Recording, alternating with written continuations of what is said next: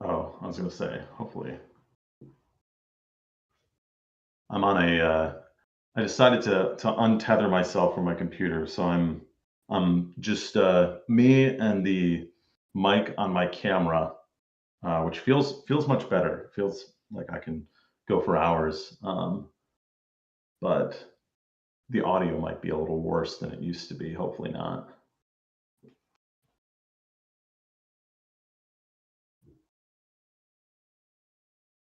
All right, good enough. We've lost Jose.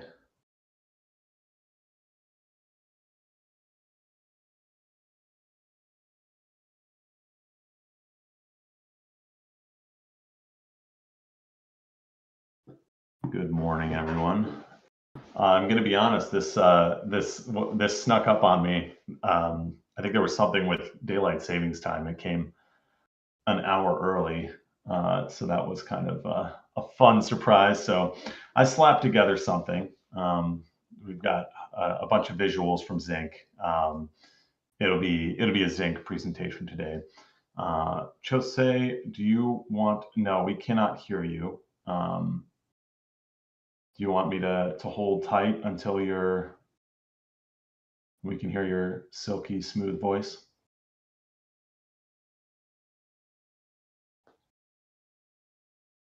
Okay. All right. I have the boss's permission to start. Well, happy Wednesday, everyone. Yeah, it's been a very exciting week, an exciting month. It's kind of funny every time we. Oh, hey, Jose, we have sound yet for you? No, it would appear not. No, we do not hear you. I thought I was going to be the one with the audio problems. All right, I'm going to jump. I'm just going to go, and then when you get back in, when he's able to talk, he'll just interrupt me. Um, anyway, yeah, been a super exciting month. Obviously, most of you guys are probably aware we launched Z.ink last week. I think it went out on the 30th or maybe the 29th, but yeah, it's been really cool to go through that entire product launch. We have been going crazy, looking through all the data, understanding the system as it's currently designed. It's been really, I would say it's been a very clean release. It's been, yeah, obviously it has not been without its issues. And a lot of those were kind of on the econ balancing side, which is great. So we're able to balance the economics going into the full origin season. There have been a couple of technical bugs. It's been really fun to find those. It's been a very collaborative effort, like between me and the engineering team. So, been cool to kind of say, oh, I think that, for example, we identified yesterday that Holosim and Sage were giving the same amount of XP. They were not supposed to be giving the same amount of XP. So we've addressed a couple of different issues, but yeah, I'm feeling very good going into finishing up the first week of the test season of Z.ink, and then moving into when we finish this one, we'll have all the data we need to go into a very successful origin season. Hello. Okay, I hear your voice. Oh, Jesus Christ. Thank you. Sorry, Chris. I was like, oh my God, Discord, I hate you so much. Sorry, Chris. It's Can't go, funny. my I mean, friend. we were just in a meeting and I was listening to you talk. Yeah, So, exactly. Like, it's this stage. The amphitheater is cursed or haunted. I don't know. We are having trouble in the last two events, but I'm back now. good. I was just filling the silence with I was just droning on about Z.ink. So, how are you doing, Jose? All good, my friend. All good. Excited to learn the alpha on Z.ink. Actually, I need to raise a few positions in the leaderboard, Chris. So I'll be taking notes today. Okay. Yeah. Well, I have direct control over, I can just hopscotch you if you need. I can just Oh, put you please. right into first place. That would be awesome. Yes, thank you, Chris. um, well, the funny thing is I was just describing how, we've been working through little bugs and kinks here and there. And one of them was that Holosim was giving the same amount of XP that Sage was. And believe it or not, Sage is supposed to give significantly more XP than Holosim, as you might imagine. So we're working through a few things, but we're getting there. We're going to slowly balance the ZXP over the entire season. But yeah, I'll go more into the balancing and stuff like that. We got all sorts of comments. Trying to share my screen right now to go into the presentation. Are we ready for the presentation, Jose? Yes, please, Chris. Okay. UE5 should be more than all. Wow, why would UE5 be the most valuable? That seems an Because interesting. he plays UE5 all day. That's why. I mean, I don't disagree that maybe it could use a little lift.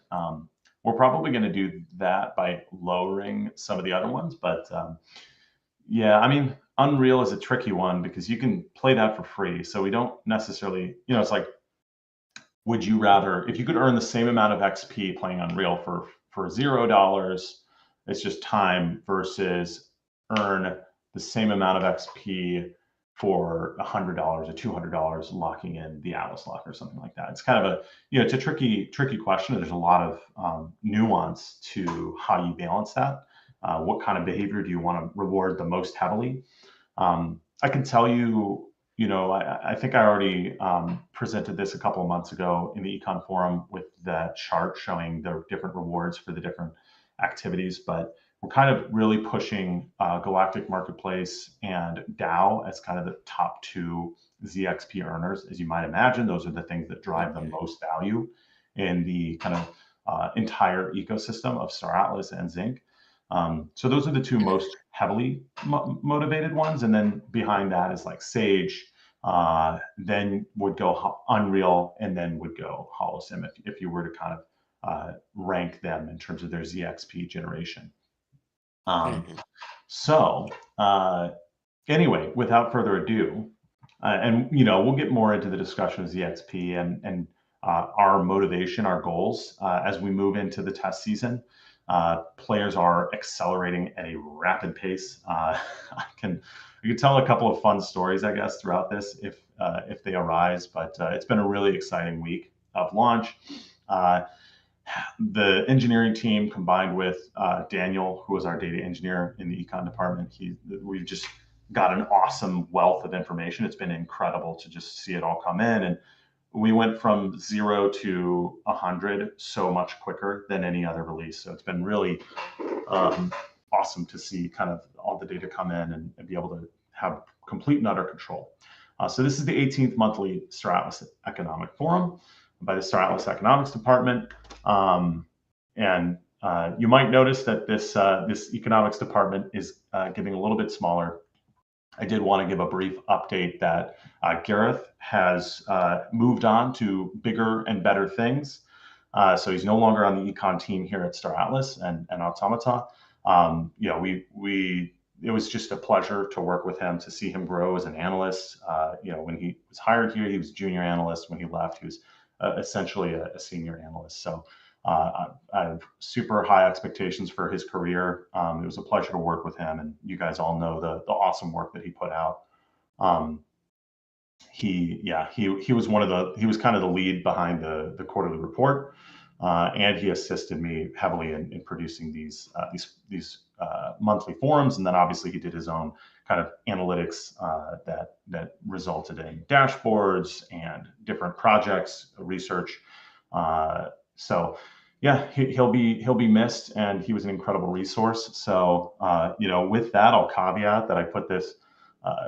Combine that with the fact that I found out that this meeting was happening an hour earlier than it usually does, my own local time. The presentation today is going to be a smattering of the stuff that I've been working on over the past week since we launched Z.ink. So let's move into it. The agenda is basically just going to be a bunch of Z.ink stuff. I did add in a few visuals that I thought were pretty cool from the A16Z crypto report. So I did want to just talk about some of those. I think it's totally viable for us to go outside of StarAtlas in these calls. We want to talk about obviously our economy here, our local economy here, but we also need to talk about those external factors and the macro economy as a whole. So we'll chat a little bit about stable coins, meme coins, stuff like that, and then we'll obviously finish as always with our Q&A. That's great. The first kind of Z.ink information that I'll present to you guys is just some high-level profile data. So in the database, in the Z.ink database, we have 2,044 total accounts registered. Now, as you guys probably know, if you've been using Z.ink, you can have multiple wallets associated with a single Z profile. And so of those 2,044 total accounts, 1,588 are primary accounts. So you can think of that 1,588, that's like the base Z profile. Now, just because you have a Z profile doesn't mean necessarily that you're earning XP. You have to participate in the economy. You have to play Unreal. You have to play Sage. You have to lock in the DAO. You have to purchase on the collective workloads. You have to be a participant. So of those 1,500 primary accounts, only 844 of them have actually started to earn XP. Now, we're all aware of the way the blockchain products work. Sometimes maybe there's a bug, you accidentally link a wallet, you spin up a new Z profile. It's very easy to do this. So we see this in all of our other products. We'll probably see that gap between the number of active accounts and primary accounts slowly grow over time as people link different wallets, log in with the wrong wallet. Everybody's got 10, 15 wallets running around.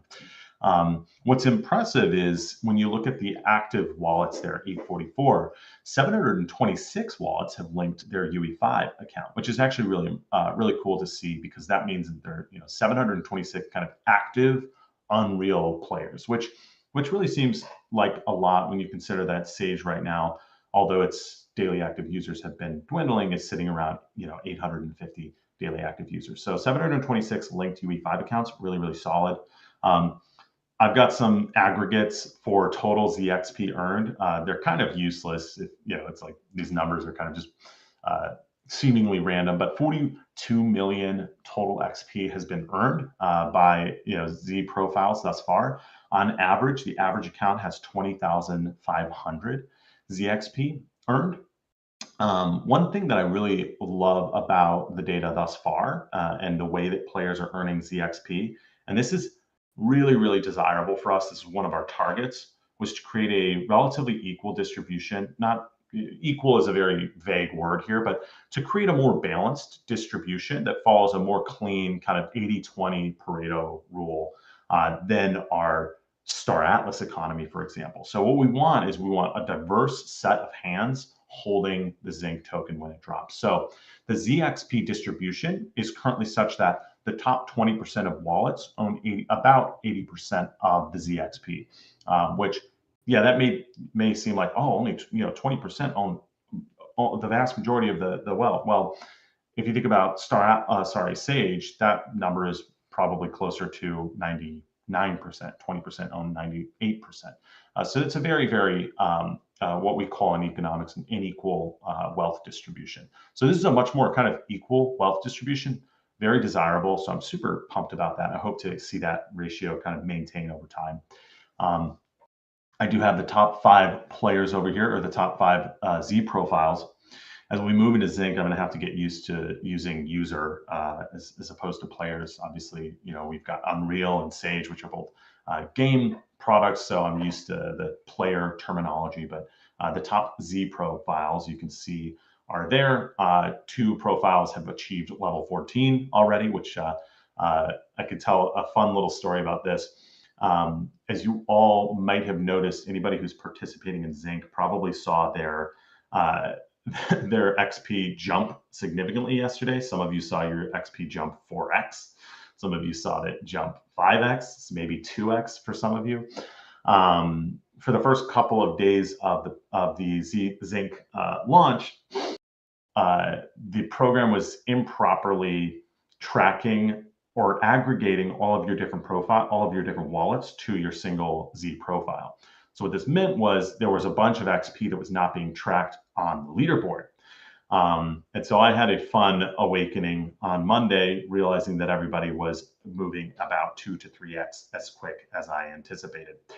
So that was a hoot. We kind of got to figure that out and tried to slow down. So we pulled back on a lot of the parameters for ZXP earning.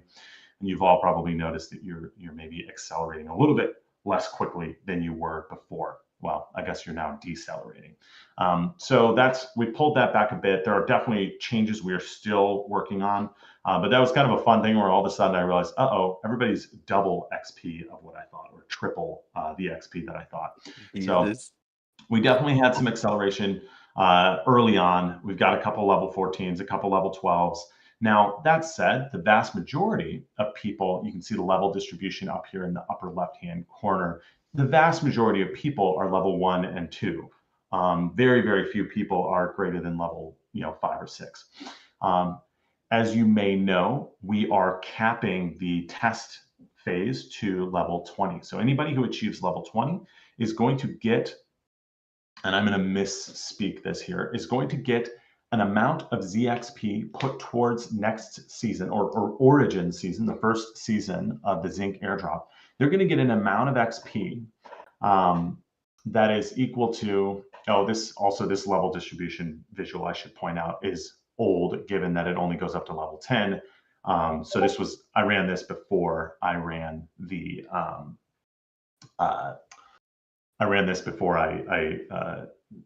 before they updated my database, and this is upside down. Wow. You can tell how quickly I put this together. That visual is not supposed to be upside down. Anywho, level distribution, you can see it's a really kind of a nice curve here. Most people are level 1. A lot of people have advanced to level 2, 250 or so. And then we've got 100 people at level 3, 50 people at level 4, so on and so forth.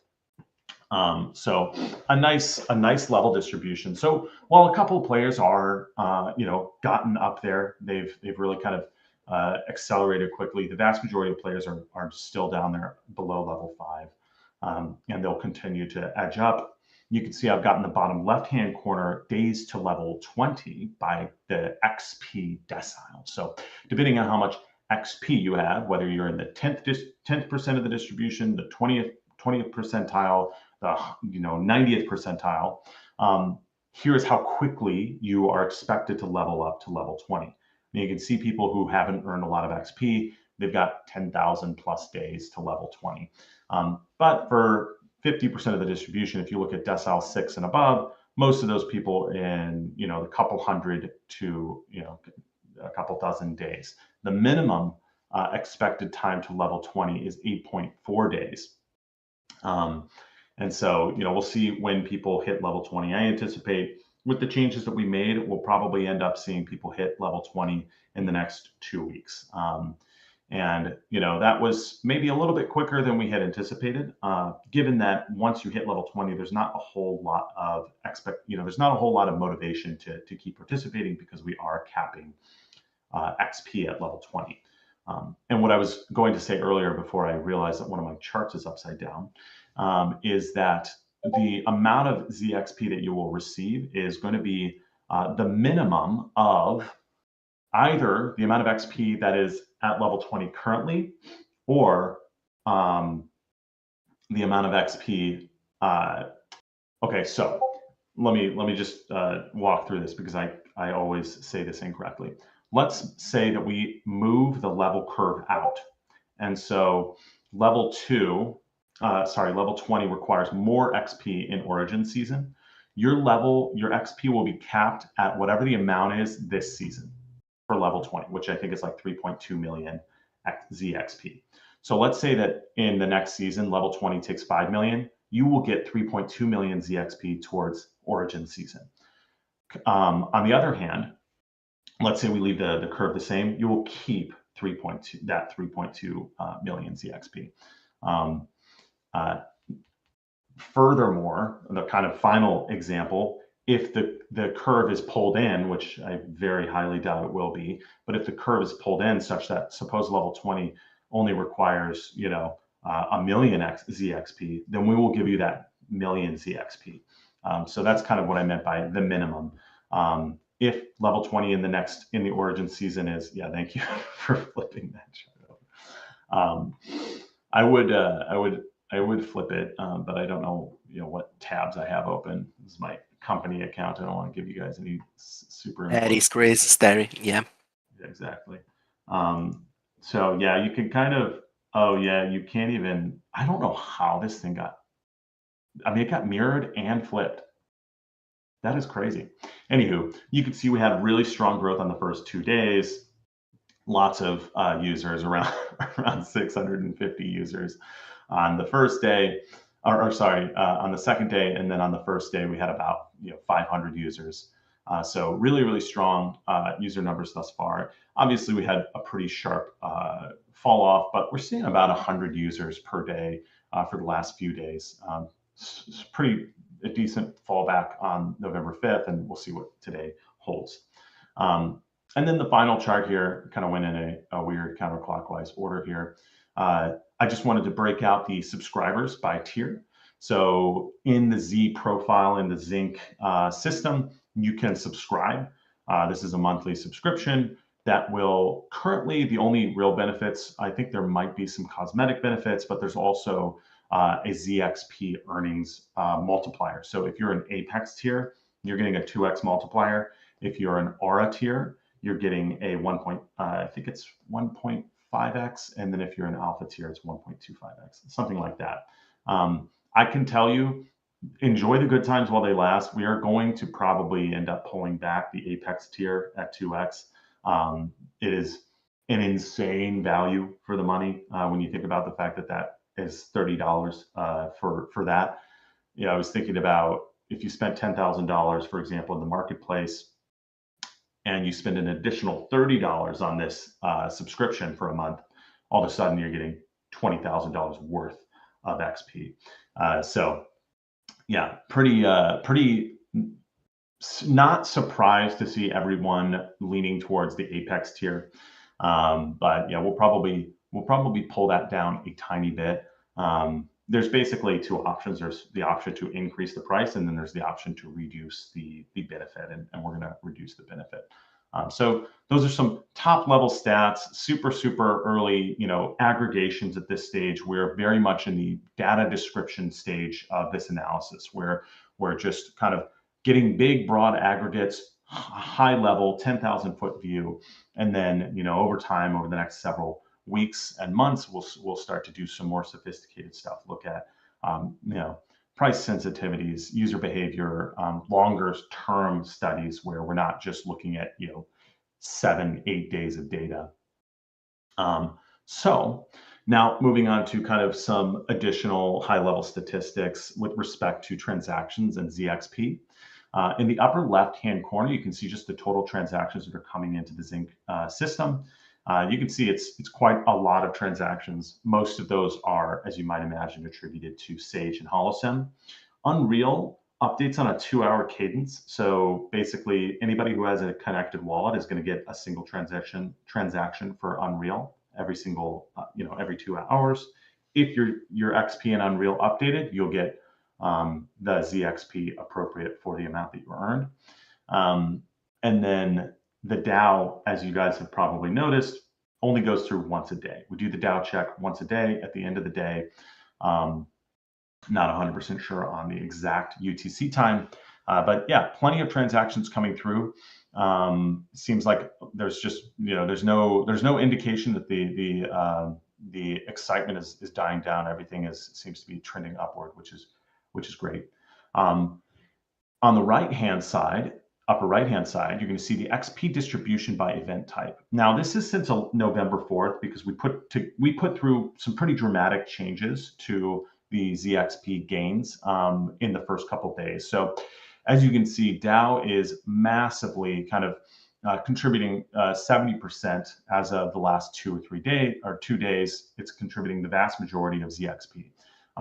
We have actually, since this figure, we put in a change to that today. We've reduced the amount of ZXP that DAO receives by a small amount. We're also going to update the way that Sage produces ZXP. So this will be getting quite a big shakeup in the next couple of days. So we'll see what this ends up coming out to. As you can see, HoloSim currently outsizes Unreal. HoloSim also very recently got a big downgrade, which was obviously intentional. So we'll likely see HoloSim fall below Unreal in the next couple of days. Galactic Marketplace is kind of an awkward one because it heavily depends on how much money people have spent. You know, if somebody goes in and makes a $10,000 purchase or something, all of a sudden the Galactic Marketplace, you know, is going to make up 40% or 50% of the day because of how that scales. I did my own internal analysis on kind of the dollar return to ZXP or of ZXP.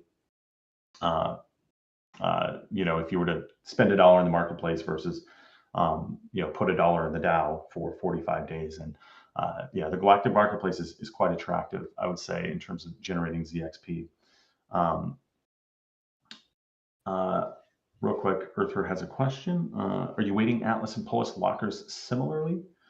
The Atlas and the Polis lockers are supposed to, yeah, I mean, the methodology is a little bit complex, but they're supposed to be, they should be relatively similar. Like if they're not exactly the same, they're very close to the same. That's kind of the intention. And you know, we can adjust things over time as we break this out. You'll notice I didn't break the DAO event into BVP versus Atlas. I probably could. I don't think that would reveal any crazy information, but it's currently being tracked as the same thing, though I can break it out pretty easily. So we've got all this Z.ink, you know, all these transactions, all this Z.ink being earned. I went ahead and, you know, I took the liberty of doing a very early analysis to look at Z.ink earning from ZXP if we were to do a distribution tomorrow. Obviously, this is the test season. We're nowhere near a Z.ink distribution, but I just thought, okay, well, I'm going to mess around with all of my different methodologies and algorithms in terms of Z.ink output. Now, keep in mind, first of all, the methodology behind how this is generated is obviously highly you know, protected. This isn't something I'm going to share, especially not right now. But using one of the many methodologies that that we have at our disposal, I just thought it'd be fun to simulate what a Z.ink airdrop would look like. As you can see, this broken out by decile, the amount of Z.ink that each decile would get on average. So you can see the top 10% of players would receive on average just around 40,000 Z.ink of the 100 million tokens that are going to be in total circulate. Well, the total supply of the token. So 40,000 for that top decile on average, and then 20,000 for that next, that top 20% player, the 80 to 90th percentile. They're going to receive 22,000 on average, and so on and so forth.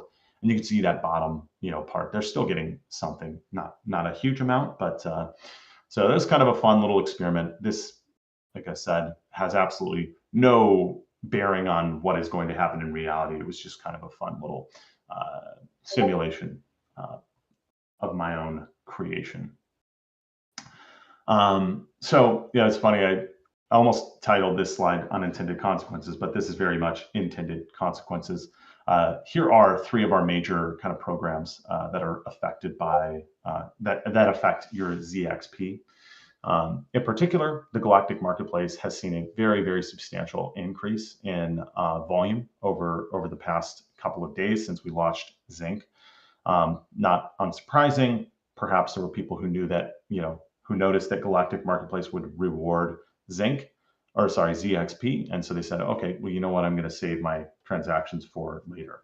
But you can see we've generated about $17,500 in primary market sales on the marketplace, which is really great. You know, it's super important for Automata to begin to generate revenue in order, or to, you know, to continue generating revenue in order to deliver the best possible product. So it's been really cool to see the Galactic Marketplace increase in its kind of activity level.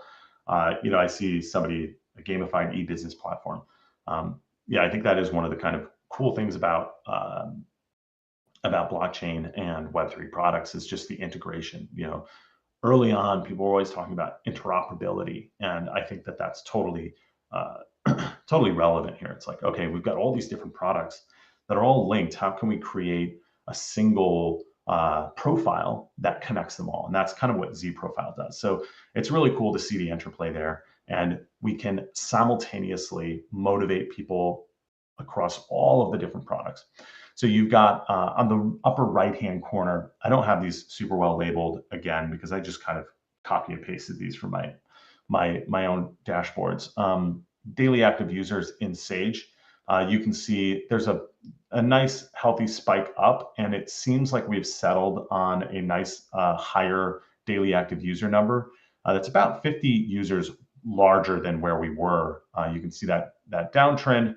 There is no question the last couple months in Sage have been rough. We are obviously all awaiting C4. We've also noticed the macro environment being far less than desirable, conditions.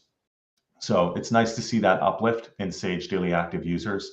Can we say that this is 100% due to Z.ink earnings? Maybe not, but I think that excitement, the excitement that comes from a new product, the excitement that comes from this beautiful kind of medley of all of our products, I think that it could definitely be a major driver in that uptick in daily active users in Sage.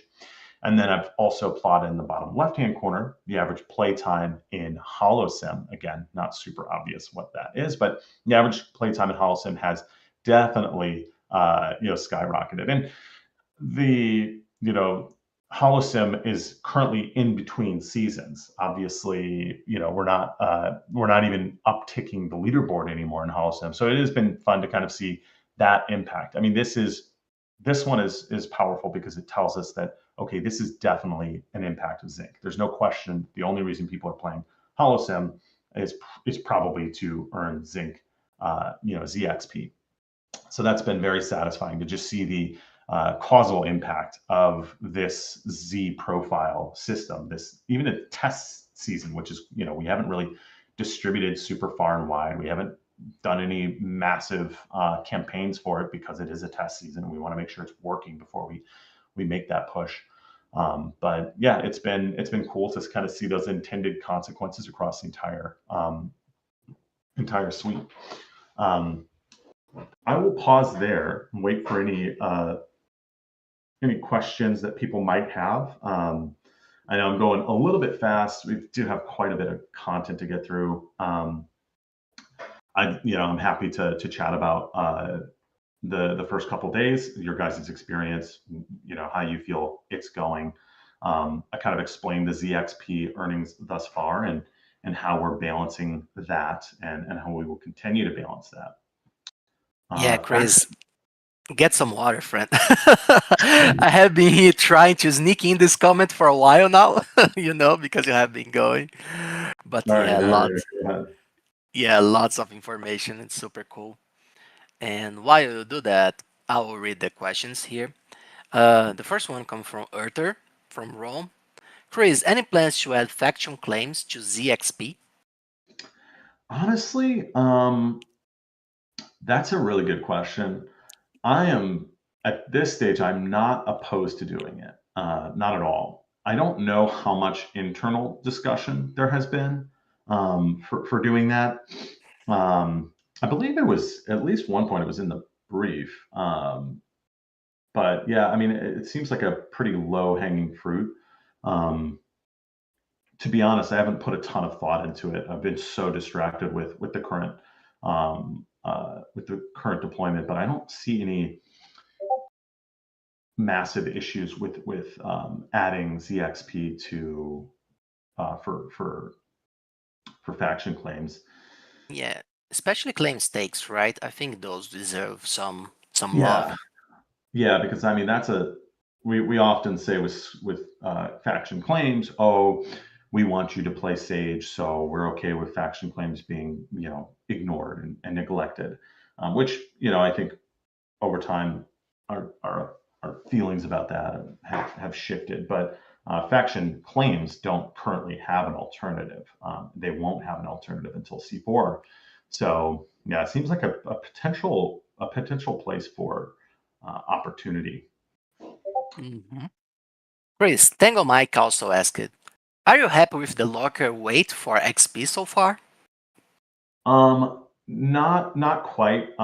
As you could see, it's making up about 70% of the ZXP earnings. Now, after today, I have adjusted the system. That percentage will reduce, and then we're also planning on bringing Sage up a little bit in a unique way. Obviously, trying to stay vague in terms of how all that works, but we'll probably see Sage come up and DAO go down over the next couple of days. I think in an ideal world with moderate galactic marketplace spend, we would see a roughly like 40% DAO, 30% GM, 15 to 20% Sage, and then everything else fills in the gaps. Is basically how we those are the targets that we set for ourselves. So we would like to try to hit those.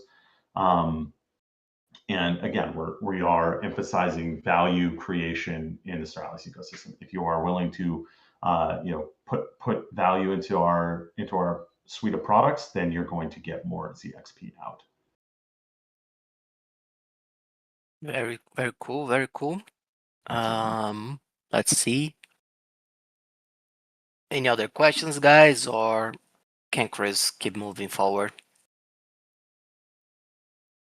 I do see a comment from Leonor saying that Hollis proved that they can't combat alts properly. That's not entirely true. This is slightly off topic, but we did have a list of, I'll say, data scientifically determined Holocim alt accounts. Basically meaning, I wrote an algorithm that went out and found alts.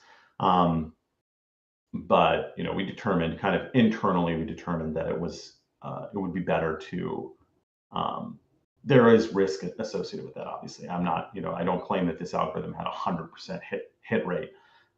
There was a chance that it would miss some, and there's a chance that it would improperly claim some, and just because of the internal resources and our motivation between different products, it didn't seem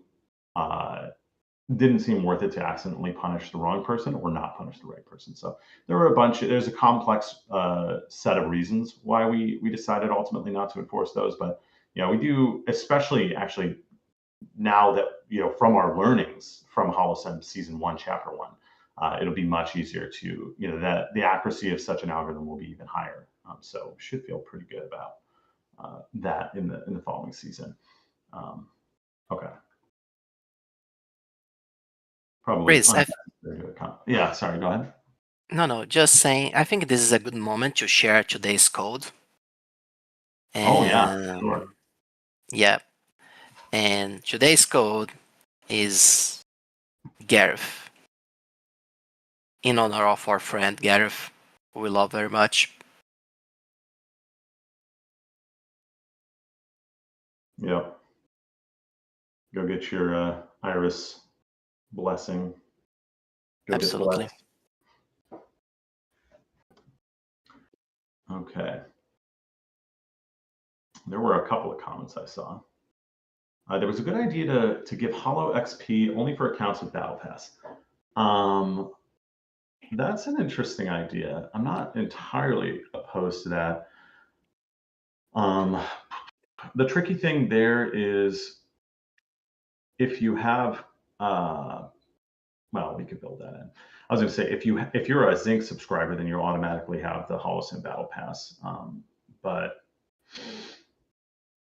yeah, that's not a terrible idea. We do like the idea, like we want to reward participation in the ecosystem. That's hence Unreal, right? So we don't necessarily want it to be that there is a complete hard gate such that you must spend money in order to earn Z.ink. It's just that you're probably not going to earn as much as if you had and put value into the ecosystem. So I think it's an interesting idea, but I think that because the battle pass is built into Z.ink, you're already earning more from HoloSim by being a battle pass subscriber. So it kind of does it. It's already built into it, I guess. Like you're going to get more from HoloSim if you have the battle pass anyway, because you're getting a higher Z.ink multiplier.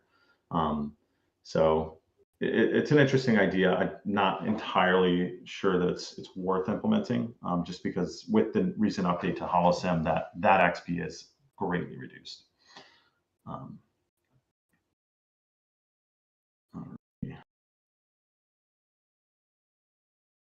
What econ is worth 40% less than the brew? Yeah, they are asking me to bump the amount of tickets you get from the econ forum code. But I told them that since it's the community team that creates the tickets, we can arbitrarily add more tickets to our events, Nice. Okay. All right. Let's move on. Okay. So actually, speaking of my Substack, I did want to just address the A16Z put out a nice, like a very nice couple of visualizations and a report on the state of crypto. Now, keep in mind, this came out I think this came out 2 weeks ago, so this was before the most recent crypto market downturn. But I thought there were some really interesting learnings in there. I actually wrote this up in my blog. I just haven't posted it yet because I was going to say I'm lazy, but it's because I'm working so much on Z.ink stuff. But yeah, I thought there were a couple of interesting learnings that I wanted to bring up. One was the figure that struck me the most was just NFT volume.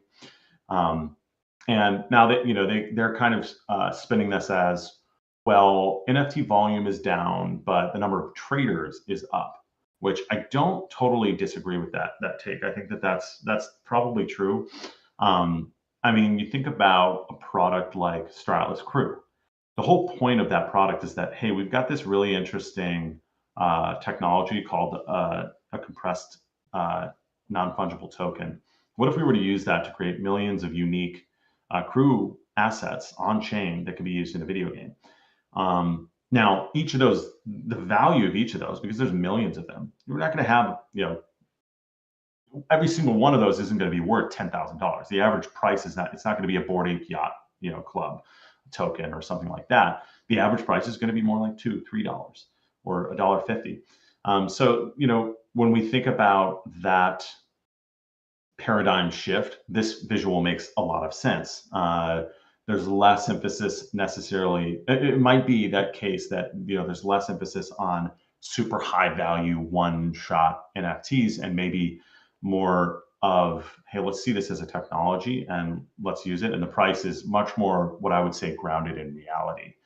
So we've kind of seen the activity level increase while the volume has decreased. Now, one thing to note is that a lot of this increase has come from base and abstract, which are two kind of new entrants into the, well, abstract is a new entrant into the system. If you look at Solana's monthly active buyers has actually kind of started to come down a bit, especially since 2024. So if you look at our ecosystem, the number of buyers is coming down, and the volume is obviously also coming down. So that's just kind of an interesting trend that we should be aware of. It is basically the opposite side of that is the fact that meme coins and stable coins, for that matter, have just completely exploded. You can see application revenue on Solana. Now, this is not like market cap or anything. This is actually revenue generated on Solana. In the bottom right-hand corner there, of meme coins has just completely kind of taken over. So meme coins are basically, if we think about speculation, meme coins have replaced NFTs in that way. Now, this seems like a pretty natural evolution. Meme coins are fungible. They're much easier to value. Every single one is exchangeable with another one. It's much more of a headache to deal with an NFT. If you're a trader or an arbitrager, it's just, it's much more straightforward to trade a token, a fungible token like a cryptocurrency than it is to trade complex NFTs with characteristics and all this stuff. So this to me seems like a market just becoming a little bit more, I don't know, I can't think of the right word. I want to say efficient, but that doesn't seem like the right word to describe what's going Mature, on. maybe? Huh? Mature, maybe? Yeah, I guess mature. Maybe that is the best word, but it's like kind of seeing people move into these easier to trade assets. And I don't have a strong conclusion from this. I'm more making observations. But yeah, I mean, there's a lot of different ways to read this data. You can see a huge spike in activity on base, but you also see most of the other ones kind of coming down a little bit. And then you can obviously see the massive amount of value being generated on Solana, but most of that's in meme coins. Is that a good thing? Is that a bad thing? Is the value simply transferring from NFTs to meme coins, or is there a new type of market emerging? The important thing here is that that they've pointed out is that Solana is the hub of economic activity. And I'll point out that yes, but the vast majority of that is meme coins. The vast majority of that is trading tools. Trading tools, I actually think is a good thing. But to me, this really opens up the market for gaming chains, for social chains, obviously like Z.ink, but you've also got your SUI chains, you've got your Avalanche chains, AVAX, all these types of chains that really have an opportunity to execute on this gap that Solana has left in the market. Solana wants to be Visa. They don't necessarily want to be, the Roblox of Web3. So that's something that's important for us Web3 gaming ecosystems to keep in mind. But anyway, enough on the A16 stuff. We've got about 10 minutes left, and I think it would be a good opportunity to. I didn't even put Q&A on the final slide.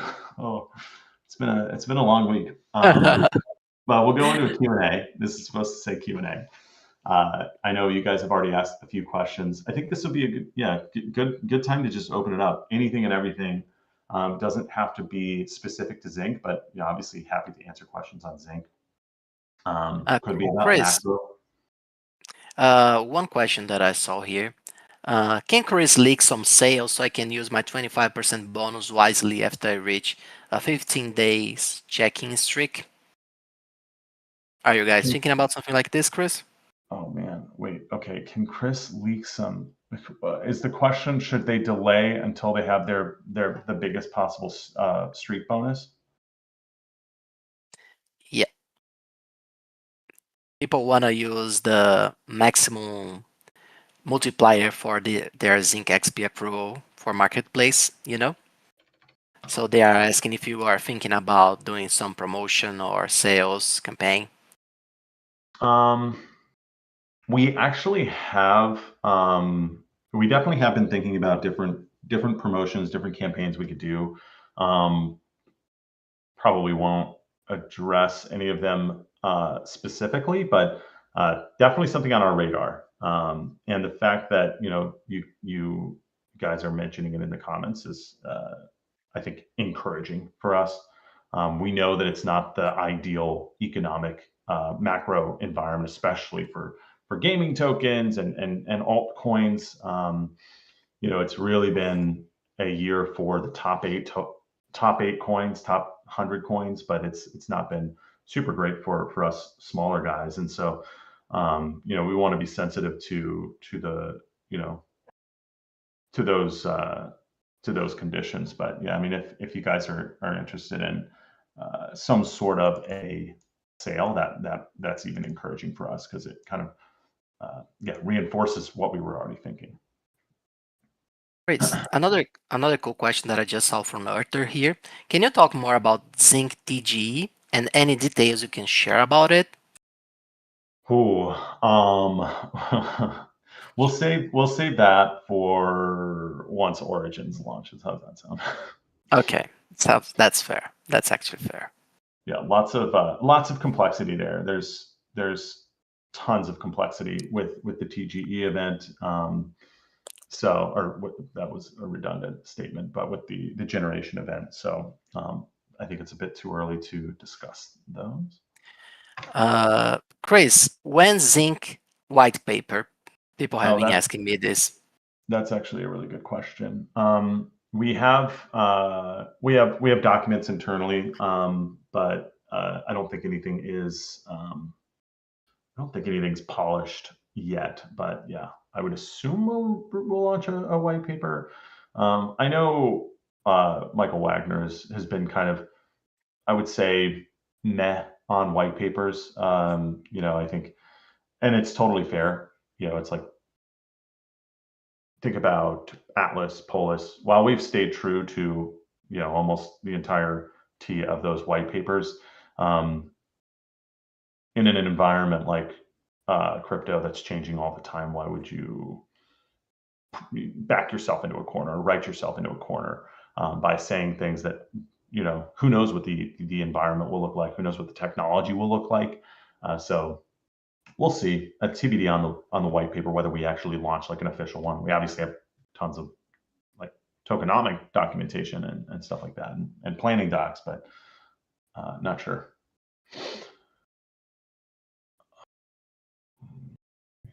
I see a question. All right. Laranor. Do we have a somewhat rough estimate how much Z.ink worth we get? I mean,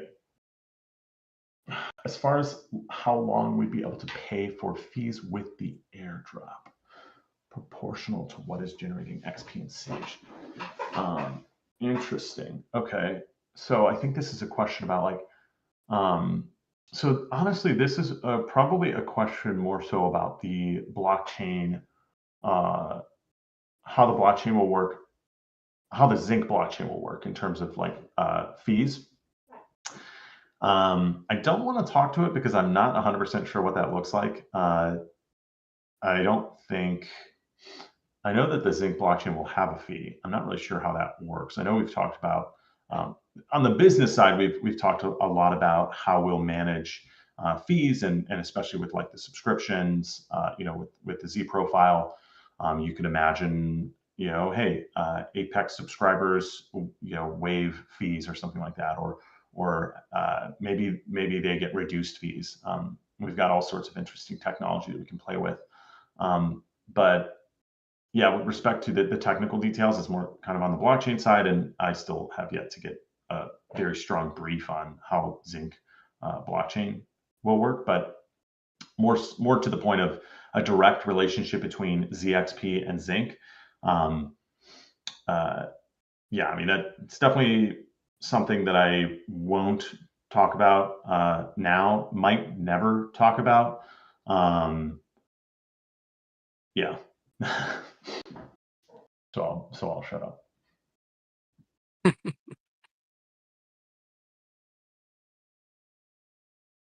Arthur is asking, do you see Atlas becoming a sort of stablecoin one day, Chris? Well, that's an interesting one. You could imagine. I mean, one could imagine a Web3 game economy that functions similar to how there's a game called Entropia Universe. I'm sure many of you are familiar with it. It's kind of an interesting system. The reason I like it is because it doesn't generate value from nothing. Any value that comes out of it was originally put into it. Now, that means that there are winners and losers. And it also means that the company responsible for building Entropia Universe, I think they're called ArcMind or something like that, that business is literally registered as a bank. And there's a whole bunch of regulatory stuff that comes with that. Now you imagine putting that on chain where it's an entirely decentralized system, where the flows of value in and value out are determined by blockchain programs. I think it gets really interesting. So yeah, I can imagine very easily, I can imagine, and I've thought about this a lot in the past, a Web3 game or, play to earn system that utilizes a stable coin. Now, the tricky part, obviously, with like Atlas specifically, is that, well, you need to create a stable coin, and a stable coin is something that requires an immense amount of capital in order to generate. So, um, you know, the practical components there are questionable when it comes to Atlas specifically, but you could definitely imagine building a stablecoin driven play to earn economy. Interesting.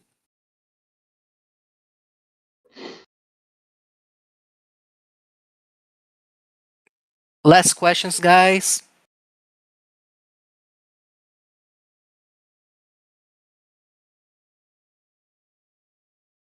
Speak I see it. now or forever hold your peace. Katir says he would love to hear you talk about powering Atlas with C4 in Oh, that's games right. Yeah, I revenue saw this stream. question the other day. I actually wanted to address it. So I think what Katir is saying is, and you correct me if I'm wrong, what I think you're saying is um, C4 is going to be generating rent from claim stakes. So if you put your claim stake down, you pay rent, and that goes to the DAO. And using that DAO revenue in order to power Atlas emissions. Is that what you're saying, Katir?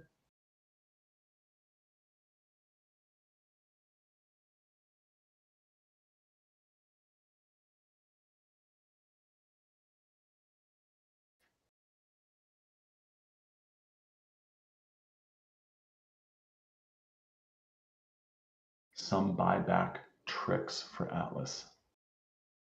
I'm not 100% sure what that means. Oh, so basically, are you just saying like if C4 is a massive success and we've got tons of dough rolling in, we'll do a token buyback? Is that the question? Yeah, I mean, in terms of ship component losses in battle being an Atlas sync, yeah, C4 solves a lot of our problems. For those of you who have been around for a while, you know that when we launched Sage, when we first launched the like thing that sparked Sage, it was literally like a movement system, and you could click a button that would randomly drop you loot, and that we called that escape velocity. Um, and Sage was obviously a massive, massive improvement on that. But for the most part, it was not a terribly different system, all things considered. It was like basically the same kind of concept. It's just had more moving parts. So, hey, now you warp around, you mine stuff, you bring it back, you pay fees, you craft, you have this complex thing. But at the end of the day, you get Atlas. Now, what Combat with ship components and claim stakes with rent provide us is with obviously randomness and skill needed to place those things and make sure that you're being safe and you're not going to get blown up. But obviously, like an immense amount of sinks, tons and tons of Atlas can be sunk, and we can use that. The DAO can use that, or there's a lot of interesting tokenomic opportunities there. Just talk about C4 anything. Well, we're up on time. I don't know if I have enough time. Arthur just wants to hear. I'll have an AI just like populate me talking about C4, and then I'll just send it to you, Arthur. It'll be like 2 hours.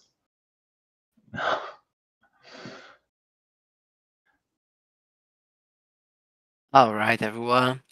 Chris, thank you for your time, for everything. It was a really interesting forum, brought much needed clarity on some topics of Z.ink.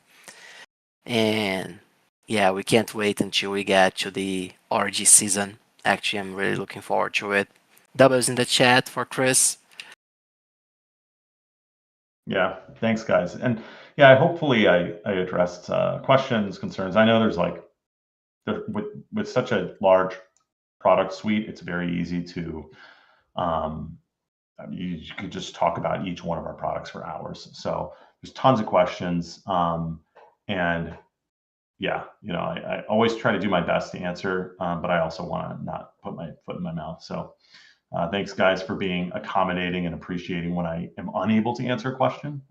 But yeah, it's always a pleasure. I will see you all next month. Thank you, everyone. Bye, Chris. Bye. Ciao, ciao. Bye, guys.